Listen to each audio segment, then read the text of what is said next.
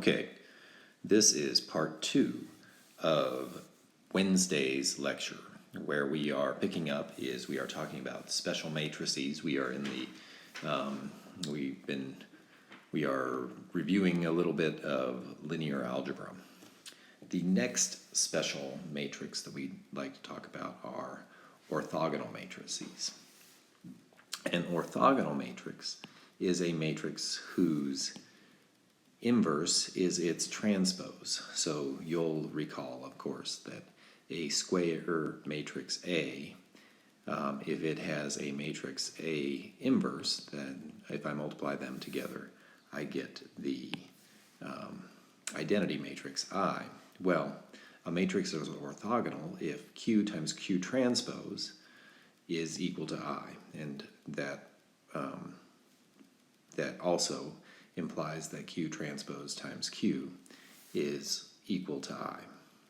So, simply put, an orthogonal matrix is one whose transpose is its inverse. But we need to know a little bit more about the matrix Q. Let me go on to the next page. Basically, what I'm going to do is I'm just going to expand this discussion so it's a little bit easier to see. So let me come down here, and let's think of Q, the matrix Q, as being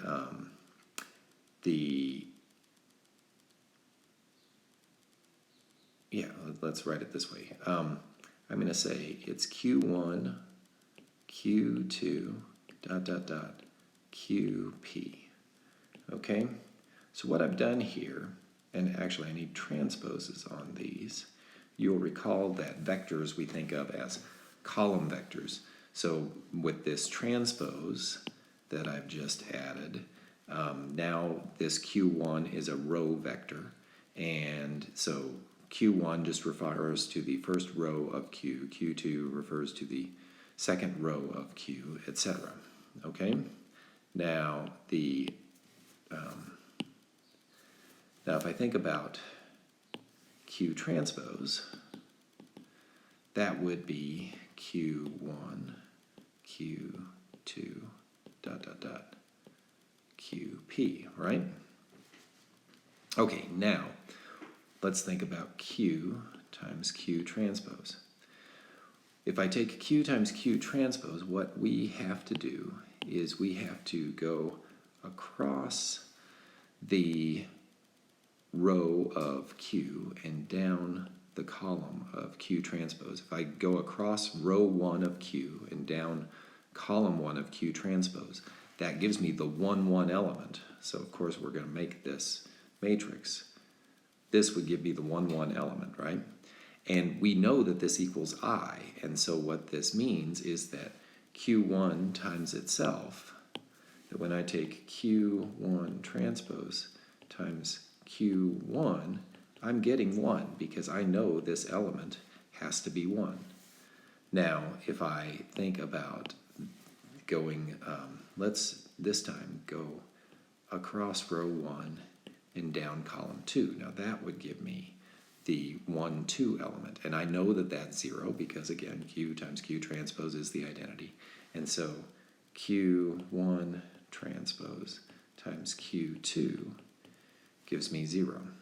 And in general, for a orthogonal matrix, we have this relationship. This is what we're saying.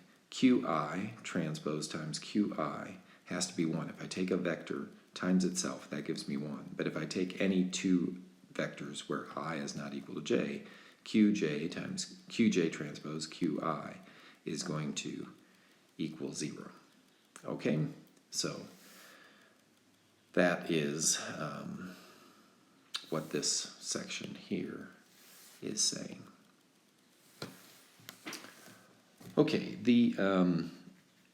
but there's still more I'd like you to know about an orthogonal matrix Q, and that comes from the notion of a matrix being an operator. So this is kind of like what we were talking about earlier when we were talking about the variance of our new random variable. Well, actually, just sort of.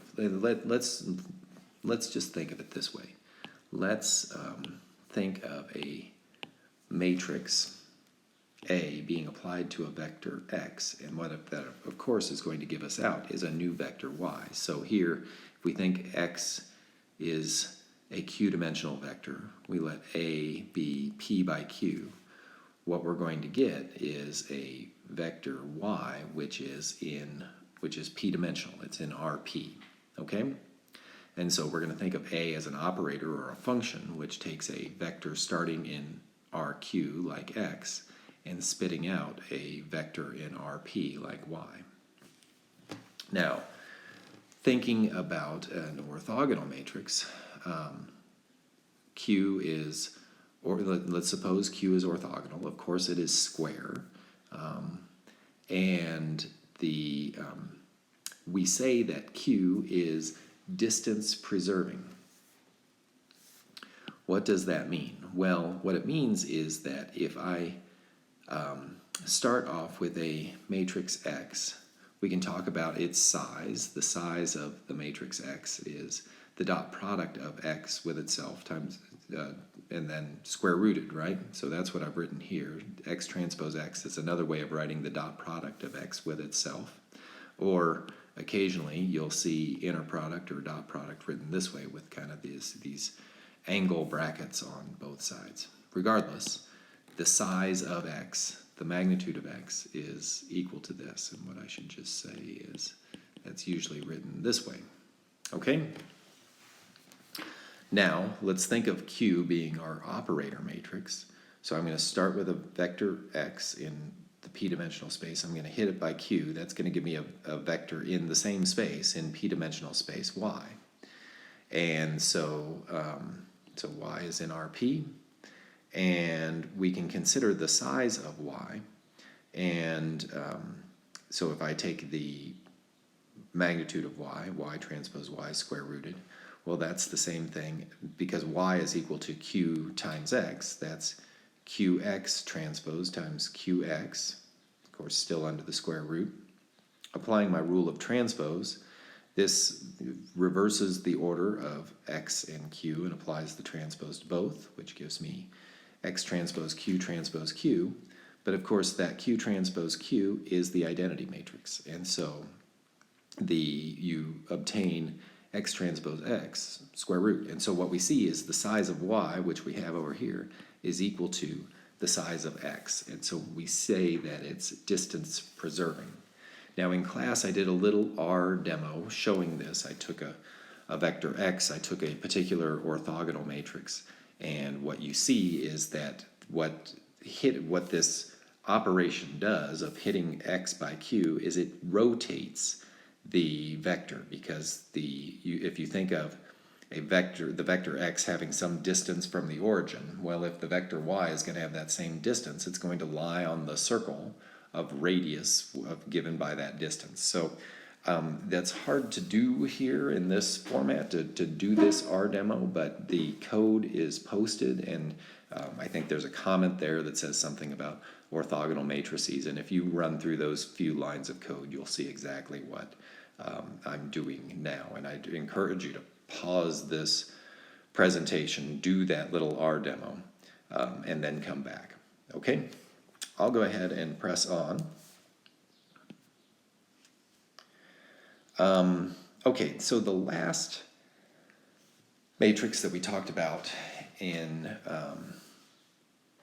let me just forward here to make sure I know where we're going. Okay, yeah. So the third type of special matrix that we talked about in class on Wednesday is a positive definite matrix. Okay? So the definition is, we say a symmetric matrix A. So if we say a matrix is positive definite, we're automatically assuming that it's symmetric. A symmetric matrix A is positive definite if X transpose AX is greater than 0 for all vectors X not equal to 0. Okay, so what's going on here? Well, A is symmetric, it's square, so let's say it's P by P. I've got some vector X, which of course has to be P-dimensional. So X transpose is going to be 1 by P, A is P by P, X is P by 1, and of course what we're going to get out is a scalar. Okay, we're going to get out a single number, and we can compare a single number to 0. So we say that a matrix is positive definite if I hit it by any vector x that isn't the identical 0 vector, I get out a positive number. Okay? We say that it's positive semi-definite if the inequality is not strict. Now, let's ignore this example down below for just a second, and I think we'll ignore it entirely. Imagine I give you a matrix A and I say, check to see if it's positive definite. Well, using this definition would be really hard to check that it's positive definite because this has to be true for all vectors x. So you would have to check every p-dimensional vector, and of course that would take you all day. So using the definition to show that it's positive definite is actually quite challenging. Now you can do it for simple examples, and I encourage you to look at this example. But doing this in high dimensions would be really, really hard. Nevertheless, these positive definite matrices are really important. And one of the, let me just go ahead and add a page that I can write on here. Okay. Why are positive definite matrices important?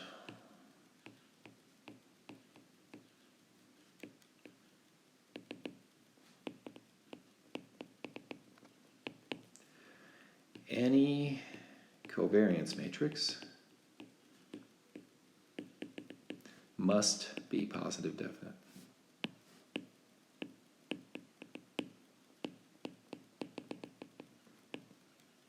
Well, actually, I should say positive semi-definite, but interesting covariance matrices must be positive definite. And let me show you why. So recall, we said that the variance of AX plus B is going to be A times the covariance matrix of X times A transpose, or A sigma A transpose, assuming that sigma is the covariance matrix of our random vector X. Okay, now consider, I'm kind of switching the role of X and A on the previous page, but consider this new random variable. Okay, so what we're doing is we're starting off with a random vector x. We're going to hit it by A transpose. So really all we're doing here is we've got A1 times the first component of x1 plus A2 times the second component of x plus dot dot dot dot dot plus AP xp. We're just taking a linear combination of the elements of our random vector x, and we're creating this new random variable. I'm going to go ahead and I'm going to call that random variable y. What is the variance of y? Well, the variance of y would be, we can use our rule up here to say, okay, the variance of y is going to be equal to A transpose, because the role of this matrix A is being played by A transpose, times the variance of x times A. So this looks a little different than above, and that's simply because the matrix that we're playing with here is actually a transpose of a vector. Okay, so the transposes in this expression down here are reversed of what they are here. Okay, so what we have is we have A transpose times, assuming that the variance of x is sigma, we have sigma A. Now, what do we know about the variance of y? The variance of y can't be a negative number, right? And if the variance of y is 0, we have a very boring random variable. It has no variability at all. So the variance of y is greater than 0. And look what we've shown here. hey, if this has to be greater than 0, if this makes sense, then the matrix sigma must be positive definite, because there's nothing particular about A. I can choose any vector I want, any coefficients I want, and apply it to that, and I should get a valid random variable. And so, consequently, the covariance matrix of X must be positive definite. So, why are positive definite matrices important? The answer is any covariance matrix must be positive definite. Okay, so getting back, the notes do this example. I'm going to skip this example, and I did not do that example in class either. And then the last matrix that we talked about goes back to the first matrix that we talked about. So recall that we said we can create a symmetric square matrix by computing A transpose, where A is, any rectangular matrix, okay? So now suppose that A is an n by p matrix, and p is less than n, okay? So this looks like our picture from before. Let me just go here. We said A is n by p, and n is greater than p. So A is a tall and skinny matrix with n rows and p columns, okay? And what we're going to do is we're going to take it times A transpose, which of course is going to be, hold on just a second, I've gotten this mixed up. I want A transpose times A, so I was doing this incorrectly before. I need A transpose in the front. So here's A transpose n by p. And of course, p by n, of course, because the dimensions are reversed. Okay, so I finally got this right. We have, and so of course what we're going to end up with, the n's agree. We end up with this small, I should make that look more square, p by p matrix. This is A transpose A, okay? The only thing we're going to, so we've introduced the direction of things, and we're also going to assume that A is of full rank. It has rank P, okay? So it is of full rank. What that means, of course, is that the columns of A here are linearly independent of one another. Okay, so consequently, if we do our construction, as we did as I was just showing, the matrix that we construct is, in fact, positive definite. And the reason why is relatively easy to see. Let me again go back here. Well, I guess I'll just work from here. The reason is relatively easy to see. So, to show that this is positive definite, we have to rely on the definition. We have to show that X transpose times our matrix, which is A transpose A, times X is greater than 0. Okay, well, let's look at what we have here. We're going to break this into two pieces. And notice that piece 1 is just the transpose of piece 2. And this is, so if I take A times X, I get a new vector, not random vector. These X's that I'm talking about right now are just any vector X.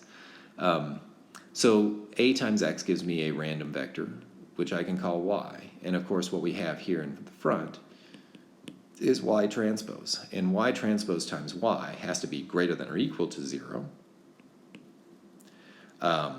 because it's the dot product of a vector by itself, and the only way this dot product can be equal to 0 is if Y is equal to 0. How can Y be equal to 0? Well, Y could be equal to 0 if this product up here is equal to 0, but that can only occur if A is not of full rank, if there is some linear combination that would yield 0 there. And so if it's of full rank, then this is, in fact, strictly greater than 0. Okay? So, Positive definite matrices are important because they are covariance matrices. We have a formula for generating positive definite matrices, but positive definite matrices are also going to be important because they are connected to generalizing the notion of distance. What we're going to talk about in the next lecture is something called statistical distance. And I want to develop some intuition for what we mean by statistical distance, but positive definite matrices are going to be super important for doing that. So this is as far as I got in the lecture on Wednesday. Please watch this as soon as you can so that we can kind of stay on track with the class. I will be posting a lecture for corresponding to Thursday's lecture as soon as I possibly can. So thanks for being flexible for the delivery method. I'm sorry that Echo got messed up, and I'm sorry that I was unable to present the lecture at the usual time on Thursday, but we will get caught up, and if you've got any questions or concerns, reach out to me, all right? All right, talk to you soon.